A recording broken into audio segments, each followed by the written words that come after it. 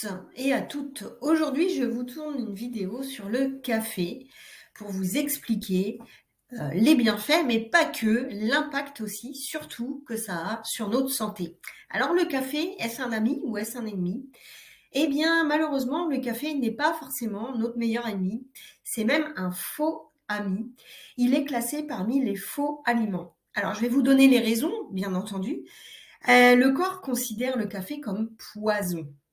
Entendons-nous bien, vous ne tomberez pas en apoplexie à chaque fois que vous allez boire un café, hein, quand même, vous avez le droit d'en boire.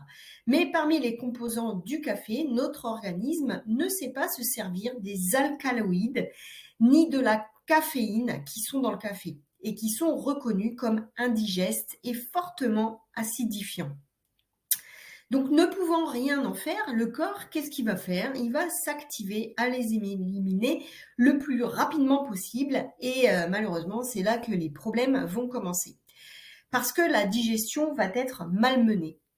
Au niveau physiologique, la prise de café provoque une chasse dans le tube digestif afin de l'en débarrasser, sur le modèle de la chasse d'eau, hein, des toilettes. Tous les émontoires s'ouvrent et hop, par ici la sortie. C'est d'ailleurs ce que provoque l'effet diurétique et laxatif du café. Et ce ne serait pas si mal si ça n'impliquait pas tout le contenant du système digestif, malheureusement. Alors, je vais vous faire un petit rappel de physiologie. Lors de la digestion d'un repas, l'estomac sert entre autres de poche, de stockage et le sphincter, du nom de pylore, fait passer au compte-gouttes le bol alimentaire dans la première partie de l'intestin, qui est appelé le duodénum. Alors c'est là qu'un travail chirurgical s'opère, puisque chaque enzyme redécoupe les molécules de façon à ce qu'elles puissent être assimilées, c'est-à-dire passer la paroi intestinale jusqu'à la circulation sanguine et faire la bonne répartition de tous les nutriments. Alors comprenez que si tout le contenu de l'estomac arrive d'un coup, c'est un peu comme si on allait recevoir un tsunami. Donc en fait, impossible de faire dans la dentelle et c'est la catastrophe. Voilà donc l'aberration du café après manger. On a vidé l'estomac, mais l'intestin doit se débrouiller pour faire face à l'afflux de matière à traiter. Et donc là, c'est compliqué.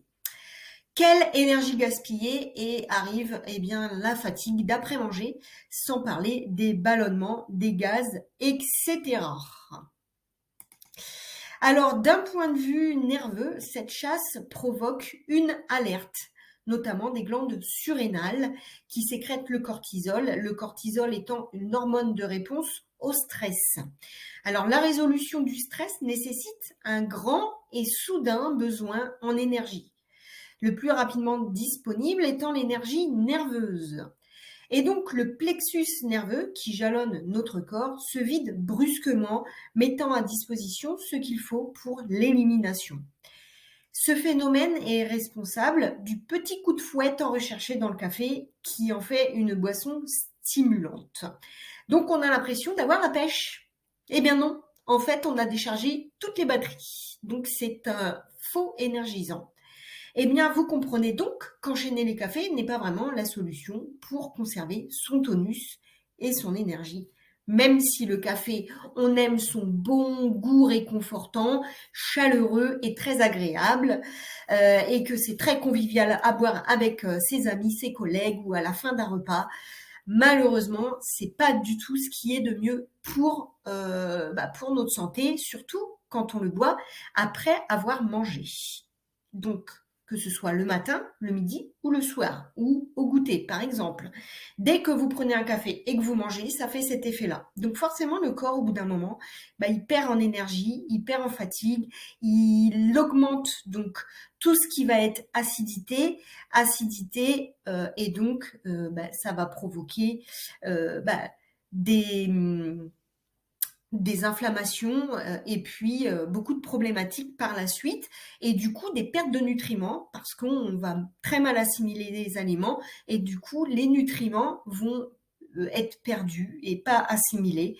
Et là arrivent les carences et en fait on arrive dans un cercle sans fin et dans la déchéance complète, hein, c'est-à-dire qu'au lieu d'être dans un cercle vertueux qui va nous emmener en énergie, et bien là, avec le café, on arrive dans un cercle complètement négatif qui va nous faire descendre, nous faire chuter en énergie et de jour en jour, de mois en mois, d'année en année, en fait, on va se retrouver avec de plus en plus de problématiques qui peuvent être des migraines, des diarrhées, mais tout un tas d'autres problématiques, des douleurs ou des tendons, des muscles ou des choses qui cassent ou qui s'améliorent pas, au contraire, qui s'empirent.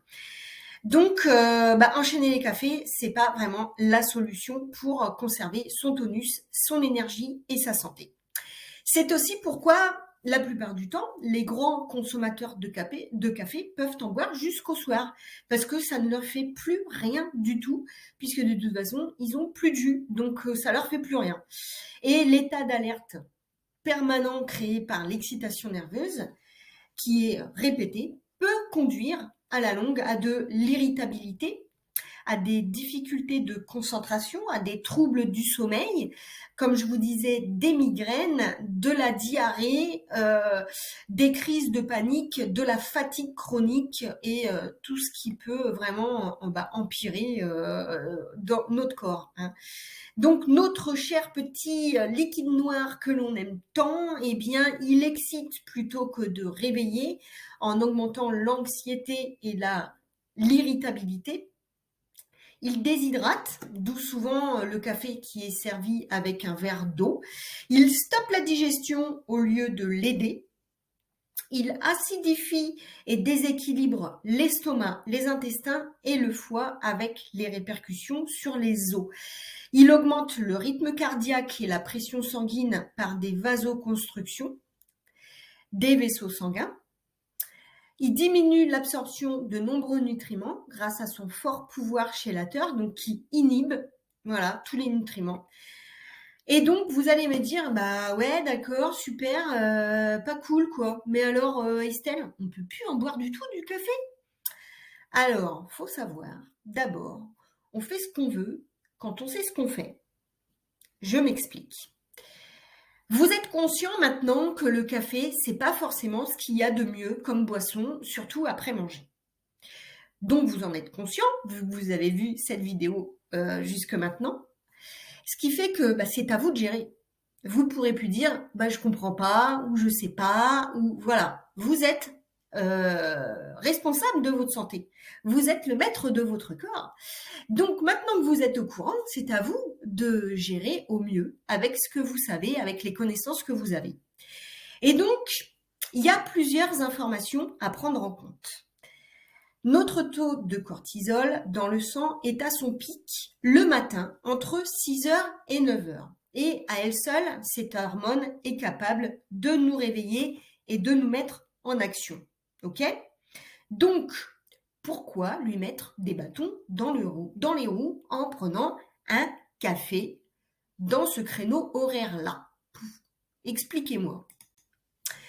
Selon l'explication que je viens de vous faire, ce n'est pas donc le café qui vous apporte de l'énergie. On le sait, il a maintenant plutôt tendance à la gaspiller.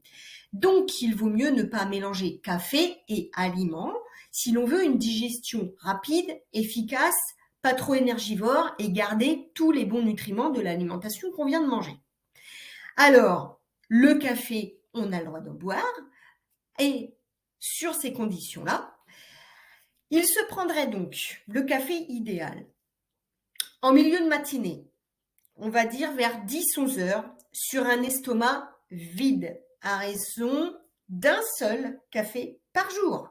Et oui, vous avez le droit d'en boire un par jour, entre 10 et 11 heures, du moment que vous ne mangez pas en même temps, ou que vous ne venez pas de manger, ou que vous avez l'estomac vide. Et l'idéal, c'est de le boire sous forme d'un expresso plutôt qu'un allongé. Quoi qu'il arrive, sa consommation doit être vraiment raisonnée pour ne pas tomber dans une forme de dépendance, parce que oui, on devient dépendant au café, c'est tout à fait possible. Et ce qu'on pourrait alors appeler sevrage est à opérer de façon vraiment très progressive, parce que on peut souffrir de violents maux de tête lorsque l'on arrête de boire du café. Donc, il est à proscrire chez les personnes souffrant de reflux gastro-œsophagien, de troubles du sommeil et d'anémie, car la présence de tanins empêche la bonne absorption du fer. Alors, il est plus prudent d'opter pour un changement de ses habitudes afin d'économiser les surrénales, conserver la santé et adopter une consommation modérée de café. Alors, je vais maintenant vous proposer quelques idées comme alternatives afin de remplacer le café. Vous pouvez toujours garder votre café sur estomac vide vers 10-11 heures, on est OK. Mais du coup, vous en buvez qu'un. Et ce que je peux vous conseiller, c'est ensuite, tout au long de la journée, d'essayer d'autres boissons alternatives. Vous avez par exemple la chicorée, qu'il s'agit d'un mélange de racines de chicorée, de plantes médicinales toniques et dépuratives, qui sont très bénéfiques en plus pour le foie et la vésicule biliaire. Et ce sont aussi des céréales torréfiées, donc ça va apporter ce petit côté café gourmand qu'on aime bien, chaleureux, etc. Alors après, vous essayez, chaque marque a sa propre recette, à vous d'essayer et de trouver celle que vous préférez. Essayez tout de même de prendre des marques qui sont équitables et bio, où vous n'avez pas de sucre dedans, pas de conservateur, pas de mauvais produits qui peuvent continuer d'altérer votre santé.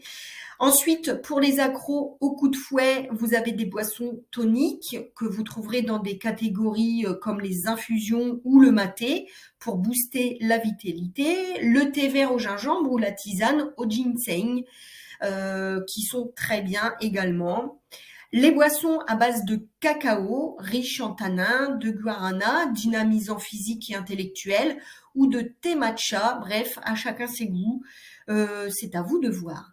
Vous avez aussi l'eau de mer hypertonique qui est riche en minéraux et oligo-éléments que vous pouvez prendre en cure et tout au long de l'année et qui va vous apporter tous ces bienfaits. C'est une eau de mer que vous trouverez chez CSBS Eau de Mer et je peux vous donner le lien avec un code de réduction pour faire vos commandes.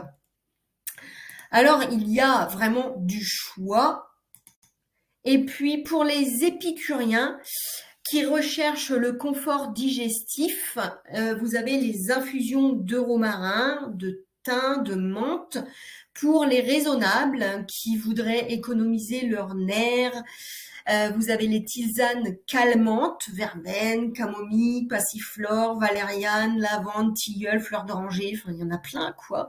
Et puis tout cela permet de conserver déjà une très grande énergie nerveuse qui est beaucoup plus stable tout au long de la journée, hors des repas, et qui va vraiment vous calmer plus que vous énergiser, mais dans le mauvais sens du terme. Alors, pour commander votre eau de mer hypertonique, je vous mets le lien sous la vidéo. Le code de réduction, c'est PARRAINCOU61. Je vous donne toutes les informations en dessous la vidéo. Et puis, je vous remercie d'être arrivé jusqu'à cette vidéo et d'avoir tout écouté. Merci pour vos likes, merci pour vos commentaires, merci pour vos partages et j'ai hâte d'avoir vos retours et que vous me disiez ce que vous en pensez de cette vidéo et quelles sont les actions que vous avez menées et pour changer vos habitudes. Je vous souhaite une très très belle journée, je vous dis à très bientôt pour une prochaine vidéo.